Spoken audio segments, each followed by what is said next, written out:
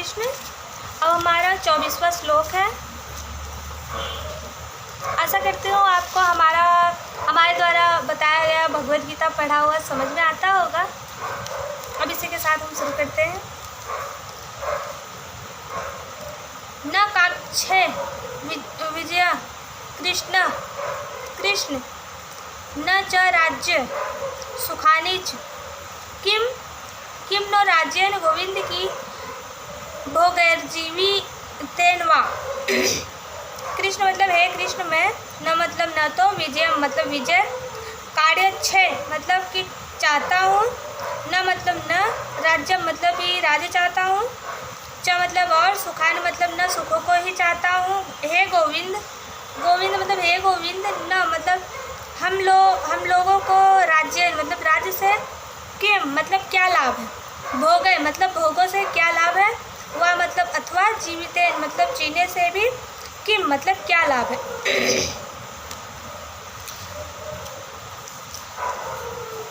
न काडिच्छे विजयम कृष्ण न च राज्य सुखानि, न च राज्यम सुखानि च अलग है। मान ले कि युद्ध में हमारी विजय हो जाए तो विजय होने से पूरी पृथ्वी पर हमारा राज्य हो जाएगा, अधिकार हो जाएगा। पृथ्वी का राज्य मिलने से हमें अनेक प्रकार के सुख मिलेंगे, परंतु इनमें से मैं कुछ नहीं चाहता, अर्थात मेरे मन में विजय, राज एवं सुखों की कामना नहीं है। किम नो राज्येन गोविंद की भोगैर्जीवितेन वा।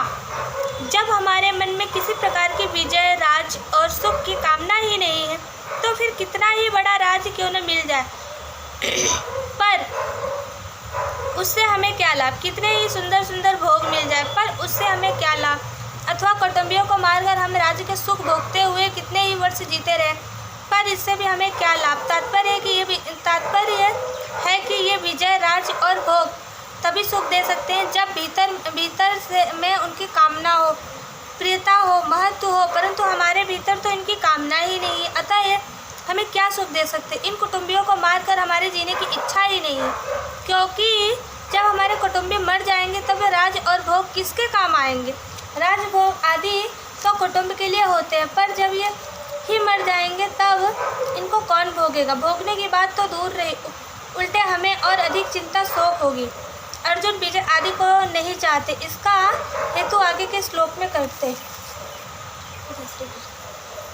तो इसमें अर्जुन बताते हैं कि हमारा जो ये युद्ध प्रारंभ होने वाला है, अगर एक बार मान लिया जाए कि युद्ध हो भी जाता है और हम जीत भी जाते हैं तो इसका हमें क्या लाभ, जब अंतर्मन में हमें उस चीज़ की इच्छा ही नहीं है। होता है ना कि कहने का मतलब जब हमें किसी चीज़ की इच्छा होती तब वो मिलता है तो हमें सुख देता है, लेकिन अगर हमें उस चीज़ की इच्छा ही नहीं हो तो वो चीज़ हमें सुख कहाँ से देगा, वो कभी सुख नहीं दे पाएगा।